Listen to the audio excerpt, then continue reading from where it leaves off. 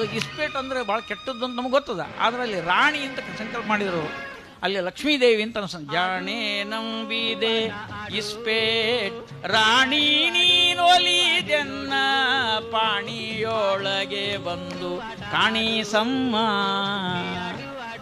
ಅವು ಆಟ ಆಡಿ ಸೋತ್ಬಿಟ್ರಿ ಅವರು. ಮಾನ್ವಿ ಗುಂಡಾಚಾರು ಇಸ್ಪೇಟ್ ಆಡಿದ್ರು, ಸೋತ್ಬಿಟ್ರು. ಬಾಜುಕ್ಕಿಂತ ಸುಮ್ಮನೆ ಪಕ್ಕದಲ್ಲಿದ್ದವ್ರು ಏನಂದ್ರೆ, ಆಚಾರ ಸೋತ್ರಲ್ರಿ ಅಂದ್ರು. ಏನು ಮಾಡಬೇಕಪ್ಪ, ಇಸ್ಪೇಟ್ ರಾಣಿ ಕೈ ಕೊಟ್ಲಂದ್ರು. ಹಂಗಾರೆ ಅದ್ರ ಮೇಲೆ ಒಂದು ಪದ್ಯ ಆಗಲಿದ್ರು. ರಾಣೆ ನಂಬಿದೆ ಇಸ್ಪೇಟ್ ರಾಣಿ ನೀನೊಲಿದೆನ್ನ ಪಾಣಿಯೊಳಗೆ ಬಂದು ಕಾಣಿಸಮ್ಮ. ವಾಣಿಲ ಕುಮಿ ರುದ್ರಾಣಿಯರಿಗಿಂತ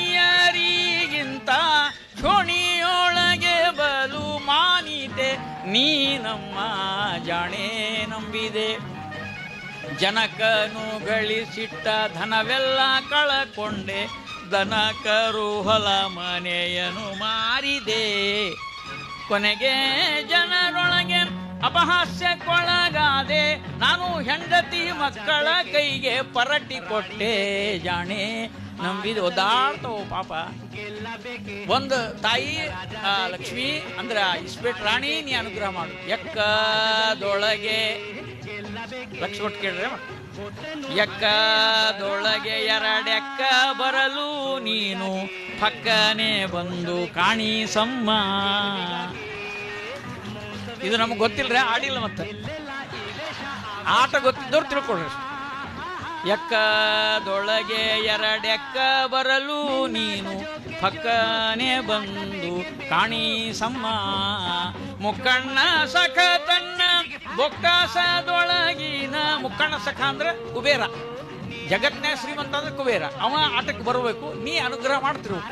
ಅವ ರೊಕ್ಕ ಹಾಕ್ಬೇಕು, ನೀ ಪಕ್ಕನೆ ಬರ್ತಿರ್ಬೇಕು. ನೀ ಅವ್ ರೊಕ್ಕ ಹಾಕ್ತಿರ್ಬೇಕು, ನೀ ಪಕ್ಕನೆ ಬರ್ತಿರ್ಬೇಕು.